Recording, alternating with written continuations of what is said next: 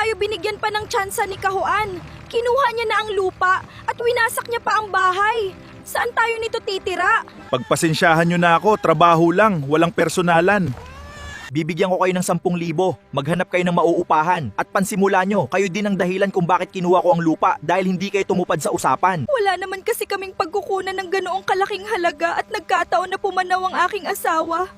Tuloy-tuloy ang aming kamalasan kahit ang aking anak ay kailangan huminto sa pag-aaral dahil hindi ko kayang sustentuhan at wala akong makakasamang mag-alaga ng aking mga anak at magtanim. Hindi ko na problema yan. Ngayon, wala na kayong utang. Bibigyan pa kita ng 10,000 piso at makakaalis na kayo sa lupain ko. Nauna sa kalamidad at pagkamatay ng aking ama, kaya hindi namin alam kung papaano namin mababayaran lahat ng iyon.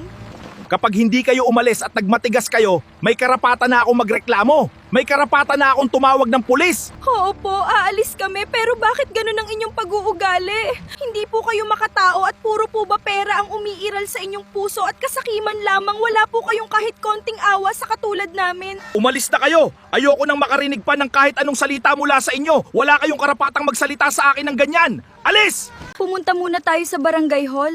Kausapin natin si Kapitan kung anong pwedeng gawin. Baka pwede tayong mag-apela. Sige po, Nay. Magandang araw po, Kapitan. Meron po kaming ilalapit sa inyong sitwasyon na sobrang napakalaking problema po para sa amin. Ano pong maipaglilingkod ko sa inyo? Sabihin nyo lang baka may maitulong ako. Tila ba napakabigat nga ng inyong dinadala? Kapitan, meron po bang kasunduan si Kahuan at ang aking asawang si Carding dito sa barangay tungkol sa pagsasanla ng lupa namin na nauwi po sa rimata ng usapan nila?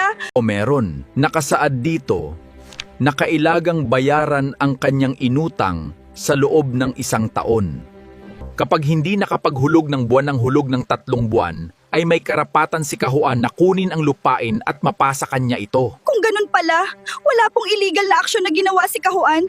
Napag-usapan naman po pala nila ng maayos ito.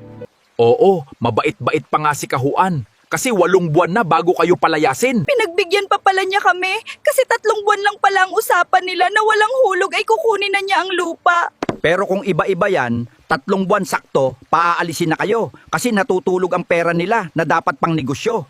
Magwabalong buwan na kaming hindi nakakahulog, nauunawaan ko na po. Kapitan, pwede po ba kami ditong makitulog kahit 1 gabi lang?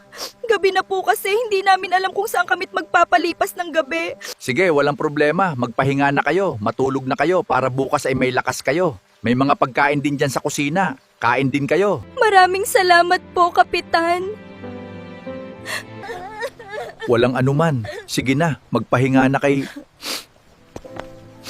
Nakakakaawa ang dinanas ng iyong pamilya, Carding. Wala akong magawa. Patawarin mo ako. Magiging maayos din ang lahat